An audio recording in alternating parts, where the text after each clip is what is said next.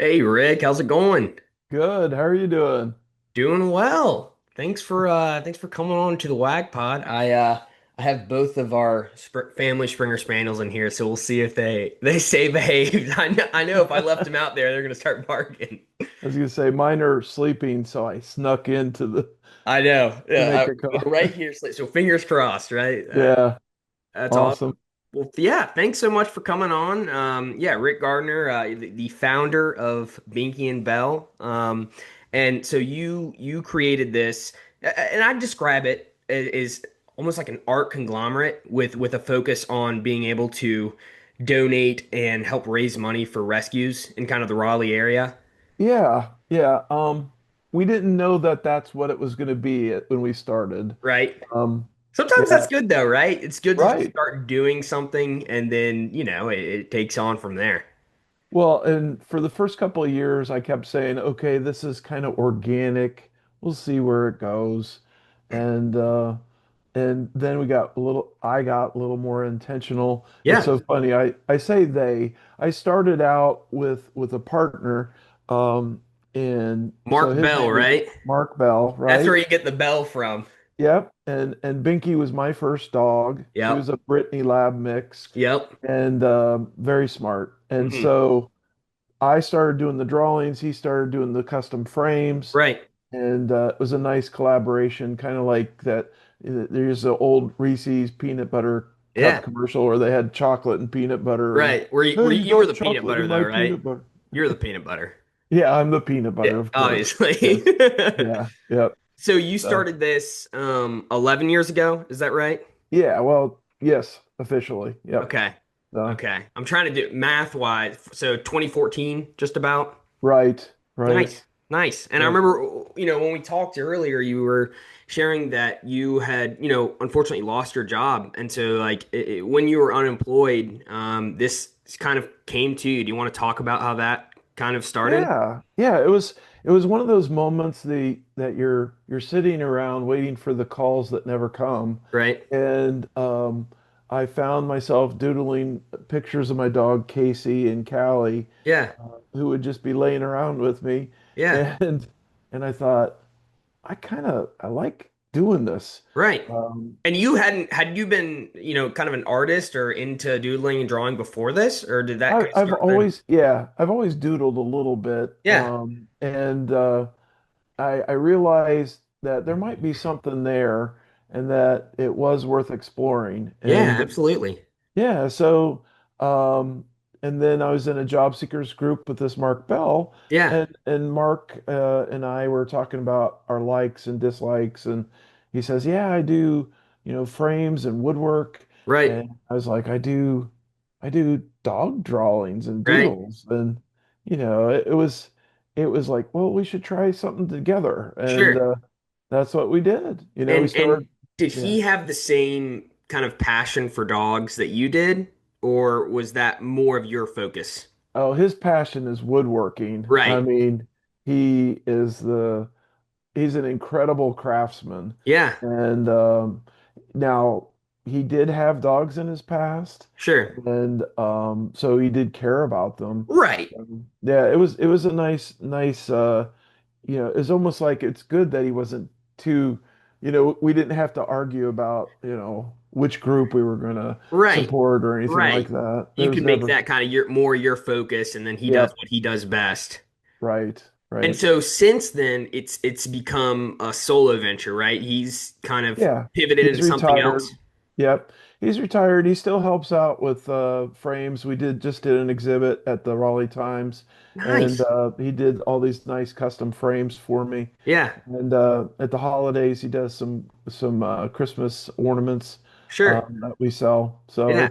it's fun. Yeah. Um, yeah. I love So it. I was exploring your website before the call, and I just love your style of art. As you say, it's kind of the doodle, and it's just I feel like it's just so much positivity, and you're doing yeah, something that you love. And I know you have a full-time job now, but you're able to, I think you'd mentioned like, and instead of just watching TV, you're able to, do some drawings and watch TV on the right. weekends, or like do something with your time that's stimulating and meaningful. Um, I saw that you have 158 items available on there. No, it's yeah, it could be even more. I haven't put Yeah. everything on So there. do you Yeah. just do like for example, when we like when we were doing our like hat orders for Wagworks, Yeah. we had to do like we'd order, I don't know, X amount of them to before it wasn't like on demand printing and that kind of stuff. Or most of your things like able to make on demand. Well, they're starting to be. Right. Originally, a lot of my stuff was like stickers and magnets. It still is a lot of stickers and magnets. Yeah. My best seller by far are the magnets. Yeah. And the best magnet is the dishwasher magnet, which is uh it's dirty, clean, and it's two different dogs. One's a little devil, and the other That's awesome. is the other That's a little very cute. angel. Yeah. And so that was my dogs, Callie and Casey, Yeah. and it's kind of a little rough drawing. I didn't take the time to vectorize it, but Right. everybody loves it, Right. and they love that concept. I'm like, Yeah. okay, Yeah. uh, so. That's But amazing. yeah, so there's a lot of stuff on there, and Definitely. lately we've been working with Printful Hmm. out of Charlotte, and they Yeah. also have other locations, and they do our bags and our blankets, Nice. and then for And my you'll have shirts too and yep, a couple other yeah, things. Yeah. the shirts have been silk screened, and so they're nice heavy duty shirts. Now Nice. I'm trying a new thing. This is a new design. I don't know if you can see it, Yeah, let but me see it. yeah, That reminds all me of right. Scooby-Doo. Yeah, yeah. So it's a microbus, like a Yeah. VW microbus. Yeah. It was part of the Hawaiian Daydream coloring book that I did. Nice. And it's got three dogs and a cat all riding in this VW van. Yeah. And I collaborated with Kathy Boitos, who has been one of my instructors. She teaches Zentangle. Some of the patterns that I've been doing are Oh, Zentangle cool. patterns. Yeah, yeah. Yeah. And so my problem is it's so beautiful and so colorful. I Right. can't silk screen it. It's just got so Right. many Because there's colors too in it, many colors to right? So my and then experiment, by the time you're not really making profit, unfortunately, if you have to yeah, pay that much per, yeah. right. And so I'm doing an experiment. I'm learning about direct to garment and Yeah.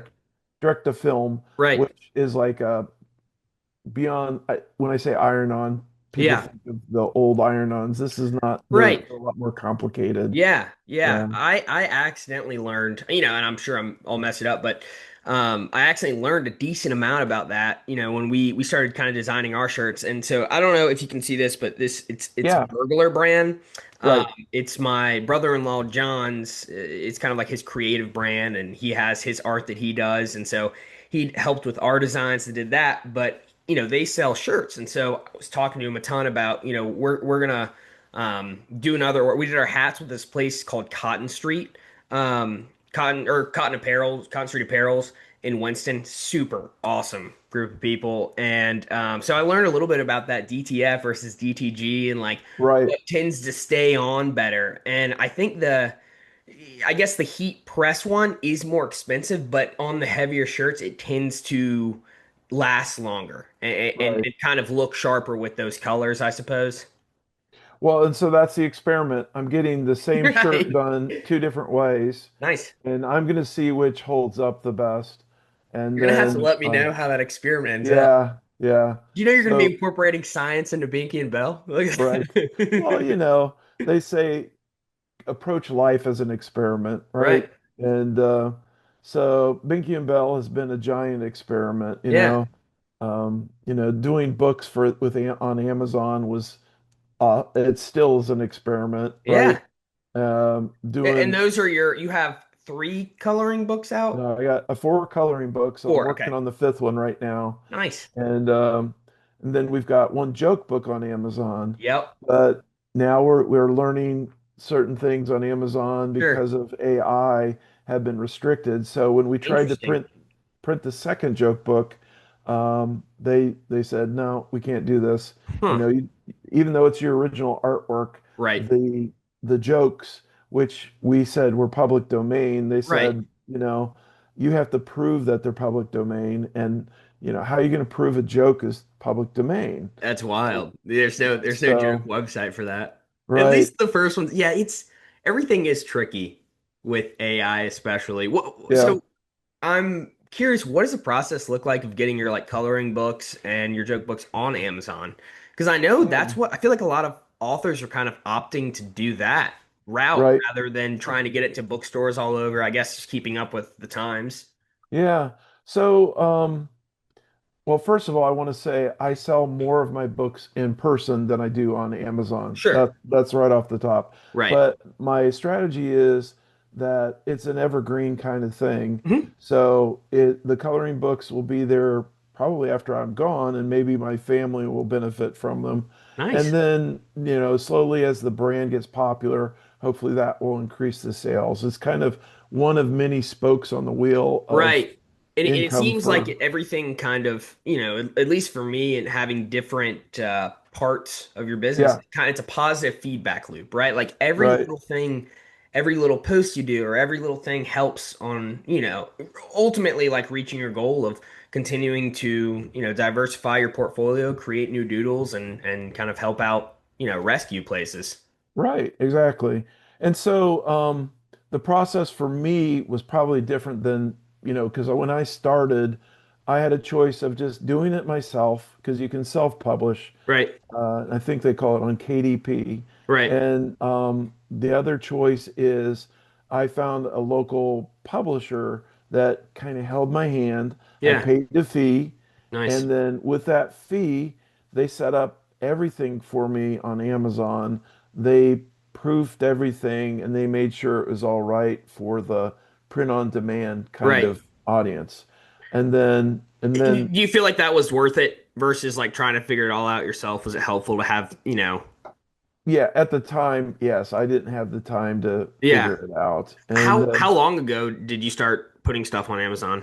the first thing that we did was the joke book, and that was during COVID, Oh, right? okay. So it's not that So that long was ago. before Chat GPT as well, where you could just like Right, say, "Hey, I want to do this. Take me exactly through what I need to do." exactly. So that was the first book, and then we did a couple of joke coloring books, and it wasn't until recently that we did the new it's called Slumming for Crumbs, Naughty Dog joke book. Yeah, And and we're just using the Naughty Dog brand to kind of perpetuate sure. the humor side of it. So Naughty Dog being like kind of like a name you came up with from yeah, Binky and Bell. Okay, cool. exactly. Yeah. Yeah, I was at a Houston Rockets basketball game, and a guy standing in front of me has this shirt on, and it kind of looked like Rosie the Riveter, Uh-huh. and I thought, oh. Yeah, that's pretty cool. And it was like a Simpsons character.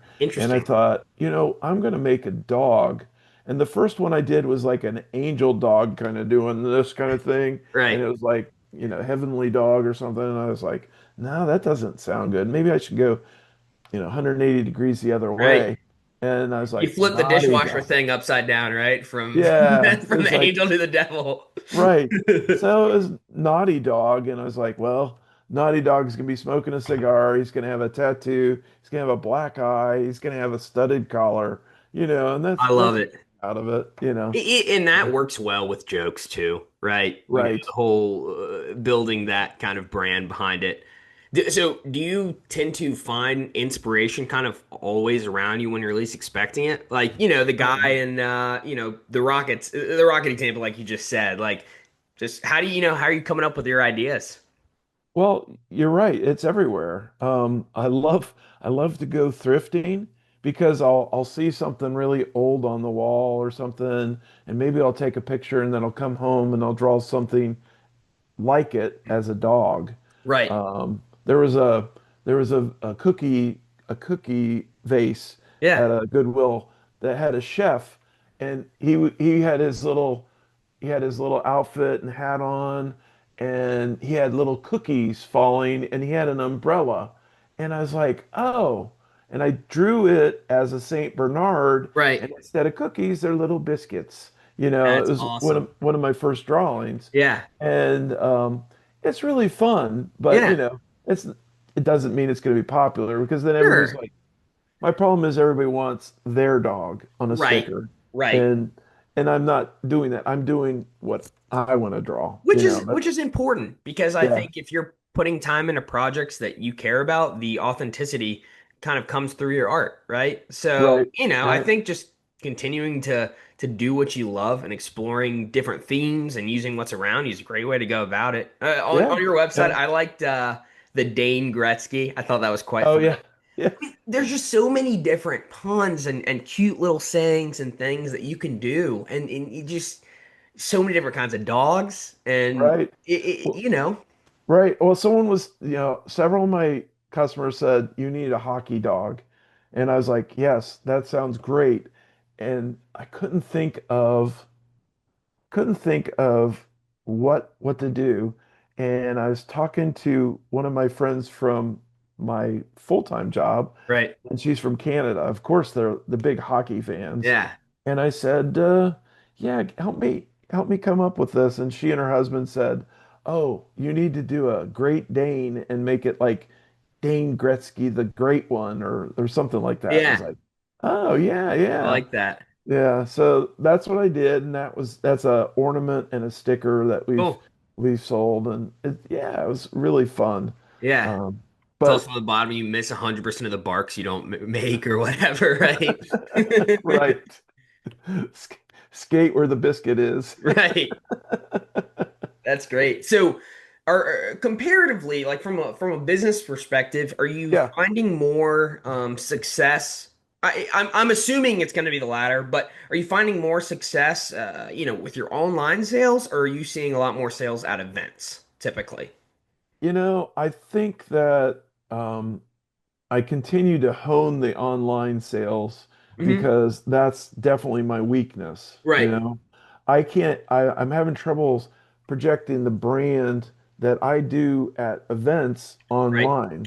And I so, I think that's it's a hard thing to do. yeah, As well as like if it's there are like huge brands out like top of my mind. I mean not anymore, but like Supreme or other like super popular brands that right. are well known. They've Puppy been love. marketed right, Yeah, and they do like a one thing it sells out instantly. But like brands like Binky and Bell or like Wagworks, when I'm selling stuff, it's not like boom, it's gonna sell out immediately. And I often find a lot of my hat sales have been through like, hey, like why don't you just Venmo me and I can transfer it to the bank. Like I'm here in person, I have it, and that just seems to be a lot better because they get to hear about you and kind of right. feel the vibe of like what you want the hat to be versus like just looking at it online or on an Instagram, you know? Well, and several of my friends have helped me really refine what I do when I'm in person. Mm, Um, So, really? for example, we have a sandwich board now, and each week we'll put, welcome to Binky and Bell, and then we'll put today's sales benefit, and then I'll list, like yesterday we did a food truck rodeo, and it supported a group called Love Mutts Rescue in Yeah. North Carolina and Dega Mobile Vet Clinic. Cool. They do, vet stuff for people that can't afford to go to the vet. Awesome. And then follow us on Instagram, right? Because we're more visual than like some of the other social medias might, you know. Right. So we do that, and then What at the exactly is a sandwich board? Like your it's a chalkboard, that folds out, Oh, and okay. Okay. I thought yeah, it was like a yeah. new technique. I was like, all right. No, no. Yeah, and then I've got these things. Amazon had these little stands that says unbreakable, and so far they haven't broken, so Hamburg. that's cool. I clip them, and put a piece of paper with our price list, Yeah. and another one just with sign up for our newsletter and sign up, and then I'll say today's sale, and then I'll list the website of the rescue and then their logo. Right. So it's another way that people see that we're not just out there making a buck, we're raising money to support homeless pets Yeah. in conjunction with a local rescue or Yeah. shelter or That's veterinary great. service. So Yeah. so how has that changed from your initial approach of going to these events? And also, was it hard to take that feedback from your friends when they were giving suggestions? Oh no, no. They all had ideas. It's Yeah. just sometimes you get too many ideas and you just have to figure out, okay, what's the one that's going to work? The other cool one that I'd pass along is we were doing a anime festival. Um, Raleigh has a GalaxyCon, Nice. and we were doing that, and this lady that does cat stuff came up and she said, "Oh, you need more cat stuff." They're always saying that to me, and so I'm trying to do more cat stuff. Yeah, Um, yeah. but then she said, and the other thing is, when people check out, you need to enable the tip function Right, on your Square. right, And I'm like, what do you mean? And so she explained it to me, and so I enabled the tip function. And what I found that that does for me is it allows people that want to make some obscene donations to be enabled to do that. right, Like yesterday, out of the blue, some guys like giving me $10 or $20, and some, and what I normally do is I give a straight 10% of every dollar to the rescue or shelter. nice. But this has doubled my impact. Right. So instead of sending a check for $100, I'm sending a check for $200. Yeah. And Do you give like all of the tip to that? yeah, goes right straight through to the That's rescue. great. So Yeah. um, but It's crazy how impactful tipping can be, it really is. especially in American culture. Like, when I went abroad, it was obviously like in Europe, it's not a big thing, but here, I mean, I feel like with businesses and being a waiter or Yeah, like selling or everything. I mean, I got a coffee this morning and they flip around, they're like, sign this, but obviously they just want you to click one of the tip things. right. But tipping culture is huge here, and it almost provides, a bigger ceiling for the impact you make, and you've directly been able to see that. Right. And I noticed that there was a big change during COVID with Right. the tipping, and I think that In what way? Like more, there's yeah, more people were collecting tips for whatever reason. right? More restaurants had tips, Oh, but probably to keep everything alive when all the, right, exactly. Keep the people employed, right? That, yeah, there's a lot of people quitting and going on to other things. definitely, definitely.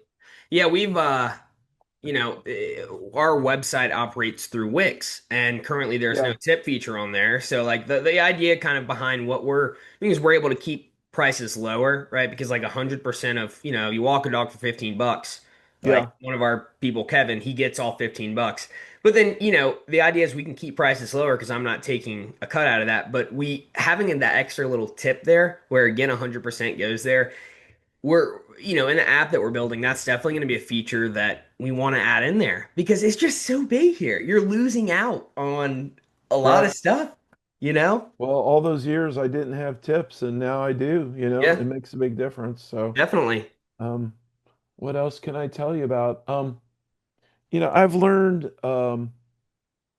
I've learned that I need to do something every day to keep my business moving forward, Nice. you know. And like today, doing the podcast with you would be one of those things, right? Sure. And I'll sit down and map out my week, and I'll try to think of something I could do every day. It could Yeah, be as simple as updating inventory right. or doing my taxes, which I hate doing, right? That's But no fun. being a solopreneur, an art entrepreneur, there's things that you're There's not gonna always like something to doing. do, right? There's always something to do, and it's not always drawing, bless you. My dog just sneezed.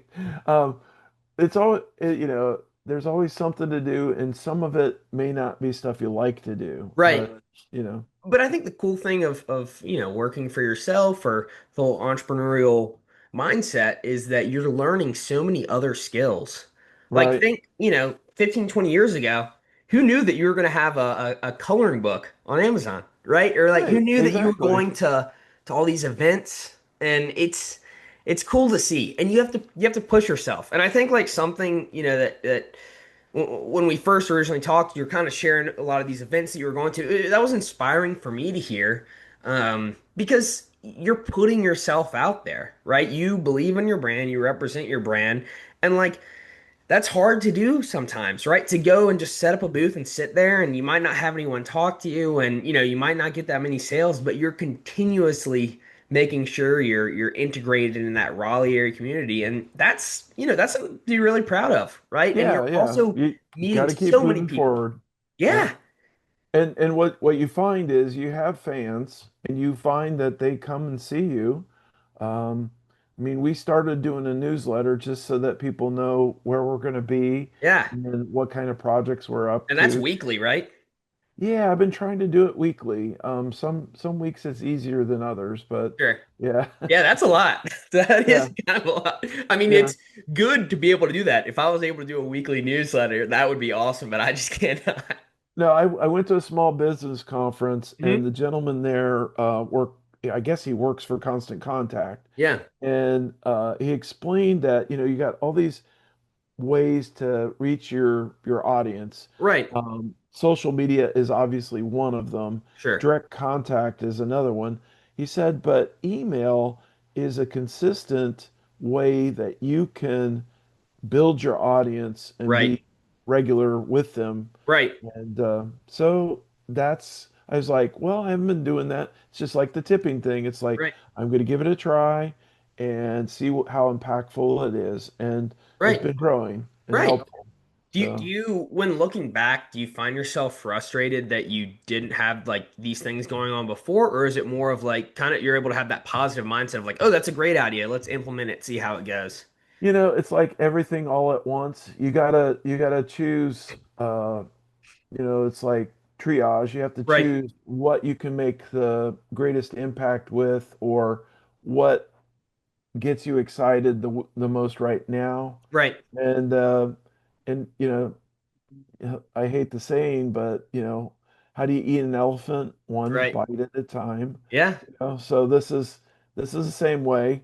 Um, how do you have a successful business? One step at a time, right? Yeah, yeah. Just and I think, going back to you doing something every single day and just showing up, it really does make a difference. Yeah, It really truly does. So kind of switching gears a little bit. I know you yeah, work in fundraising right now. right. Do you want to talk a little about kind of what you do and also how you're able to utilize what you've learned there to, moving on. Sorry, my dog was just going. No, Um, it's okay. and what you've, learned there to applying that to Binky and Bell. Yeah. So, I'll, on my full-time job is I do development work and fundraising for a couple foundations that are Hmm. nonprofit, and a lot of what I've learned kind of dovetails with each other. I went to the Best Friends Conference, and several of the presentations were about fundraising, how to make that cold call, Yeah. how to connect. What's the Best Friends Conference? Best Friends is a national nonprofit. Their goal is to eliminate kill shelters. Hmm. Oh, cool. And wonderful people. They're out of Yeah. Utah. Um, and so I've been to two of their conferences, and I always walk away with these great ideas and great network and connections. And so I'd pick up stuff for my regular work. Right. Um, and then my regular work, a lot of what you have to do is get over that inertia of making that first call to, say, hey, I'm just checking Yeah. in, wanted to see if we're going to get a gift this year from you, and that type of thing. Right. Um, and when I come up to those things in my life where like I'm afraid of rejection, Sure. it makes somebody's crying.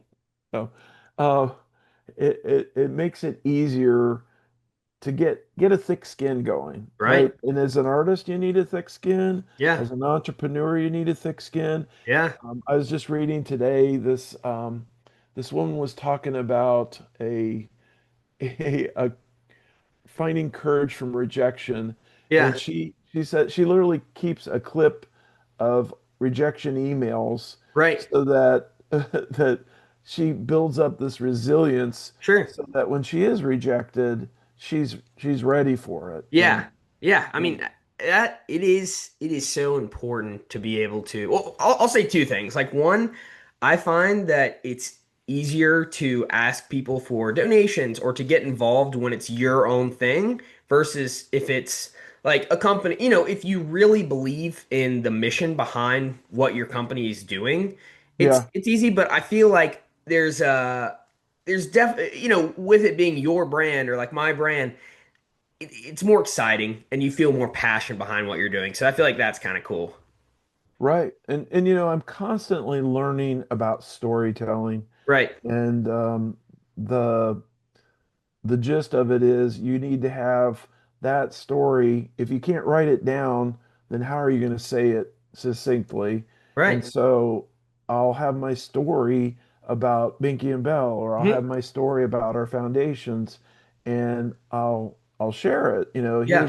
Here's where we're successful. Here's where we need help. Right. And a lot of people respond positive to that type of storytelling. Definitely. I mean, from our initial call and now, you're well put together in what you're about and what you want to do, and you articulate it very well, and that makes a difference. It really Yeah, does, and like you said in the beginning, there was, you didn't necessarily know which path that was going to go, but over time the vision of your company and what you're doing is able to shift, which is good. You want it to be dynamic. You don't want to be stuck in one thing or the next. You right. want to be able to kind of move forward. Yeah. Yeah.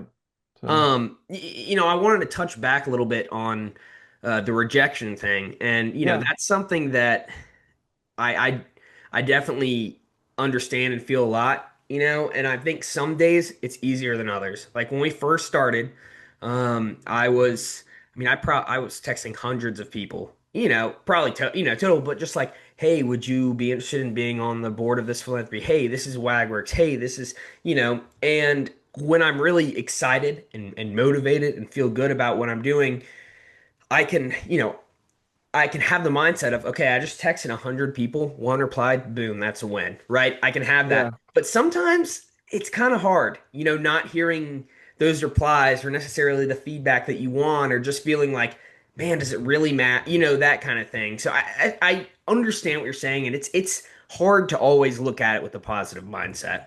Right. Right. And the thick skin, you have to understand that for every ask, you're not going to get a yes right Yeah. away. No. And then you also find your target rich environment, right? Right.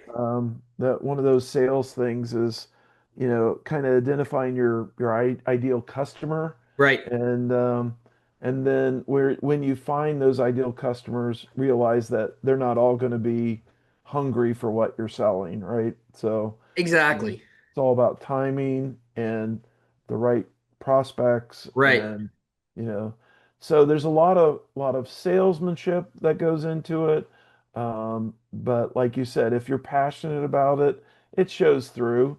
And Definitely. so Definitely. So, do you want to talk a little bit about different, because I know you worked with rescues, but it sounds like there's also the one with the vet where they provide vet care to people who may not be able to afford it. Do you want to talk about some of those different groups that you've worked with or found that sure, yeah, matter to sure. you? Um, so in this area, there's probably about 10 rescues that we spend a lot of time with.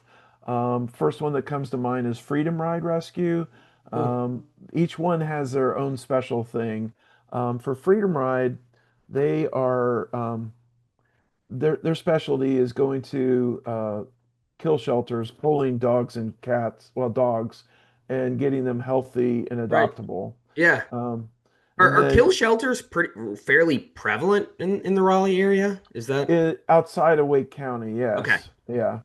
And then um, another big one is Saving Grace. Yeah. They are very big.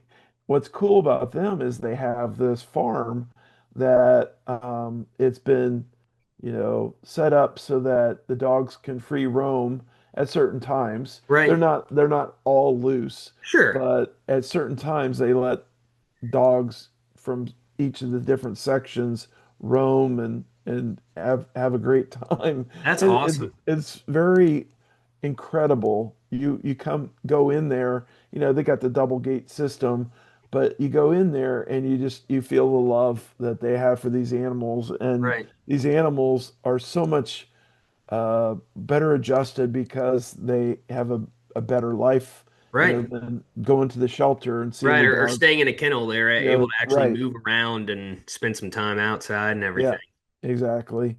One of our other favorites is the Friends of Wake County Animal Center. Cool. This is a nonprofit that works with the shelter, cats and dogs, making sure that they're healthy. They raise money, heartworm treatment, Yeah. whatever it might be.